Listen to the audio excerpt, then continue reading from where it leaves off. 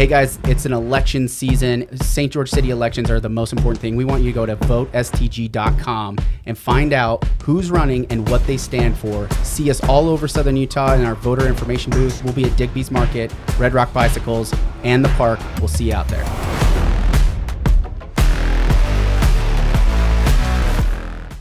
You know, different banks have different underwriting guidelines and stuff. It's worth a conversation. So if you don't know where to start, you got to go somewhere. That's where we say get started with a real estate agent. Let us point you in a few directions, give you some tools to go out and get after it. But you got to know what you can qualify for, and then it's not in this market, right? If you're only qualified for 350, yeah, I mean, don't go look at homes that are 500. But you know, if you have a good conversation with someone like, you know, okay, Jeff is your buyer's agent, and say, hey, like, this is what I'm qualified for, but you know, I'm okay to make some interesting or unique offers around, you know, buying different ways or whatever I need to do. There might be people that a home could be listed at 400. You could get it at 350, right? I mean, I'm not guaranteeing that. Well, right? I have an example of that right now. Yeah, there's opportunity out there if you're willing to have the tough conversations and say, okay, well, can we put in an offer? Can we do it? Can we do this? How can we restructure things? You know, you got to get a little bit unique and solve some problems, especially if you need a primary residence. Investments, totally different market right now, way different conversation. Is it on a primary home residence for a primary residence? There's opportunity, ton of opportunity. And then on the flip side too, it's like, you know, the longer you wait, the worse it might get, right? I mean, we're like right now, Mortgage News Daily, 7.19%. Remember when they said that we would be at like 4%? I remember. You remember the lenders, and I'm not going to name any names, but there were plenty of lenders. I literally had arguments with people in February where they're like, I'm like, we're going to see 6%. I said, we're going to see 6% by March. And they're like, no way. Rates are coming back down to the fours first quarter of 2023. Never happened.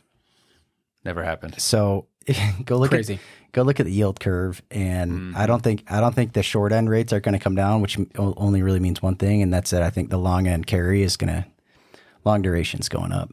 Yeah, my opinion. And that doesn't mean it also just doesn't come down either, because a bank doesn't. There's not like this weird pressure to all of a sudden make the mortgage rates less, right? Where the Fed rate goes up and down at this, like, it's almost like they literally have this faucet they can turn on, turn off, turn on, turn off. That's not how the mortgage industry works. Going down means less money for them. And why would they do it unless there's market pressure to get them to do it? So other banks would have to be challenging them on these rates. Well, the reason they came down in the first place was because the Fed was buying the MBSs, right? Perfect example. And so when the Fed buys the mortgage-backed securities, now you're incentivized to turn volume because you can turn around and just flip them to the Fed really quick, right? So if the Fed's not buying, why would they bring them down? Why would they loan long? That you wouldn't. It's the opposite of how it should be, right? Or how they normally would do it, right? Yeah. Borrow short and invest long. So thinking about that, if I don't own a house, if I'm a first-time home buyer, I implore you to get a game plan. Even if you're saying, hey, I might not be ready for 12 months, get with us, get with a lender, come up with a strategy, think of some milestones that you can hit, create some goals to be able to get in there, because the long game is in real estate specifically, right? We watch, you know, a market softening the way we have 96% appreciation over 3 years. Over the last year and a half, we've come down 17%. You're still massively up. You have a fixed housing cost where inflation is changing, it's going up. Hopefully your wages are going to be coming up soon, right? The idea that you can fix the biggest portion of your budget in housing and fix it firm for 30 years, get into an investment, start building, you know, an asset portfolio at some level. You got to start with that house. From my perspective, you start with that house. Don't wait. Rates, you can't expect rates to come down. And if they do come down, you can always refinance over into that. So don't wait. If you need to sell, now's the time to sell, right? Home prices aren't going up, so there's no reason to wait, right? Now's the time to sell. If you need to sell, it doesn't matter what the market's doing. You got to sell. Exactly. Just go sell. And if you're trying to move up, if you're not happy with your house and you're trying to move up, there's some creative ways of getting, you know, whether it's seller financing or whether it's holding on to that the asset that you currently have and turning it into an investment property and then buying, you know, something additional if you're trying to move up. You know, there's some ways. I can see why it doesn't make sense to buy. That there's a huge portion of the market that doesn't make sense to buy. However, if you don't know exactly what the numbers would look like for you to move up, you're just, living off the headlines and conjecture as to like, okay, what does that 7% mean? Well, if you have a ton of equity in the house and you're wanting to move up, your net change might not be as dramatic as you think it is, right? So I think it's still worth getting it down on a piece of paper if you haven't done that, and we can definitely help you through that. What else do we want to talk about specifically on this market? Anything else? We could just keep going. We could. I want to leave at least the market updates for now as short as possible. But so if you're listening, we're wrapping on what we think is happening as far as the data goes. We want to transition to a couple other topics. We want to talk about SB 240. And then we want to talk about seller financing. I'd like your perspective on seller financing and what how there's some value in it and what you can do. This was interesting. This data too right here. I forgot about this. What I found fascinating is that out of all the housing markets, scroll up just a little bit. See Santa Clara right there? Oh, yeah, go up. No, yeah, go that way. Yep. Yeah, your other up. So these are townhomes. So this block that we're looking at, these yellow blocks right here, these are all townhomes. This year, 357 townhomes have sold, 158 in Washington, 139 in Hurricane, 44 in Ivins, only 7 townhomes sold in Laverkan, 28 townhomes have sold in Santa Clara. That's a move from last year, but what I thought, scroll to the single family, because we're looking at just single family homes based off of the city. So here's a question then, because I've got some clients that are looking at some investment. Yeah, go up a little bit more. They're looking at investment right properties, there. Specifically townhomes in Laverkan. Uh-huh. Based on that data, does that mean buy a townhouse in Laverkan, or does it mean not buy a townhouse in Laverkan? Because there's almost nothing out there. Depends how bullish you are on Hurricane over the next 15 years. Well, what jumped out to me was the affordability conversation that we have all the time is like, why are homes so expensive? Well, because we don't build enough smaller housing to house the 1 and 2 human individuals that need a house. We don't build anything small because there's not a whole lot to even sell if you are there. Yeah. Or the ones that are there, they can't afford to move anywhere else, right? Townhomes are $400,000. They're brand new. And for me personally, I'm super bullish on. I'm bullish on that. I think Laverkan is where the path of growth is, and I think it's going to be just as desirable, if not, right there with. It's going to blend right into Hurricane if it hasn't already. Laverkan is going to be the Washington. What Washington is a St. George. Laverkan will be the Hurricane in the next 10 or 15 years, I think. Well, in a major way. And this is an important thing, is because of our small inventory of rental type housing. Rental type housing, right? And we're talking long-term rental type housing, not vacation rental housing. Yeah. If you look at those dwellings, just number of dwellings as structures goes, rent is only going to go up in Washington County, and it's going to continue to go up quite significantly as interest rates push demand down. You're forced into renting, right? You're forced into. So what's the solution? If I can't buy, so you got to build more stuff. Build higher density stuff. But I thought this was the craziest. This is single family homes.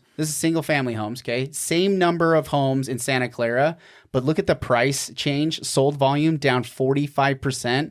And the individual average sales price in Santa Clara dropped 15% in the last year. You think that's something Wild. to do with like Santa Clara Heights, maybe? I don't know. They're not That's why I wanted to bring it up. Because those are big, $2, $3, $4, $5 million homes up there. Maybe they're not The selling some of average those. was artificially inflated. That could have played into it. It's just weird because you look at all these other cities. Like if you look at all the other towns, we're down 6% in St. George, 6% in Hurricane. We're up 7% in Ivins, which Ivins, small sample set. There's 171 homes. I guess it's not that small. Total units. But to build a house in Ivins, you're in at $1 million, like out of the gate, right? What's the average sales price? $834,000, mostly all new construction. Where Santa Clara, I don't think they've built all that many new houses, so everything is older. I think is probably a key piece, and so the older stuff isn't going to hold its value versus new stuff. Ivins, most of that inventory is going to be new builds, but I thought that was interesting. Santa Clara prices have come down quite a bit. Average price point in Santa Clara is $675,000. I thought that was interesting. Yeah, I think that's it on these parts. So let's talk about SB 240. So SB 240 is a state grant from the state level legislature. They passed a $50 million bill to go towards essentially 2,500 lucky lottery winners. No, just kidding. They're not really a Definitely lottery. not a lottery. They one of the mayors told me that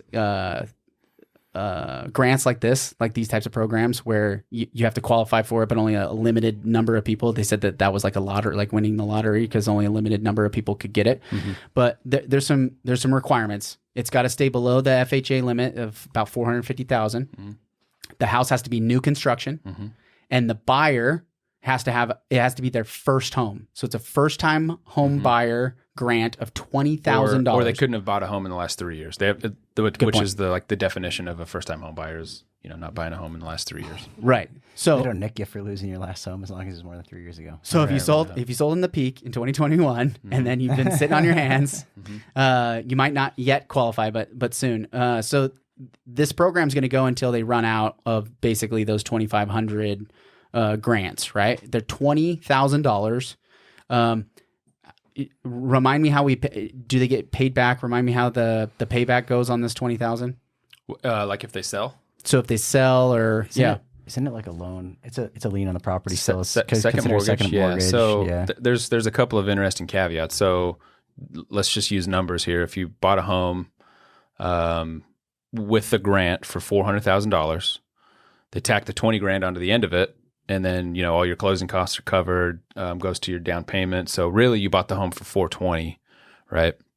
So in a period of time, 2 years, 5 years, whatever, you go to sell it, and you sell the home for $500,000, you got to pay back that 20 grand off the top. So if you have $80,000 in equity, really you have 60 because you're paying that 20 grand back. What about on the refinance? So, well, let me. Here's another example would be okay, same numbers, but in 5 years you go to sell the home, and it's only worth $430,000, and you have 10 grand in equity. Mm-hmm. You're only paying back that 10 grand in equity. I think it's 50% of the equity. Because it's either the amount or 50% of the equity that you have, right? You're right. You're right. So if you have less than the 20 grand, you actually only have to pay back 50 of it, and then the state eats 50% the rest of it. Yeah. Of whatever. But if the equity's 20, you're paying the 20 back. Right.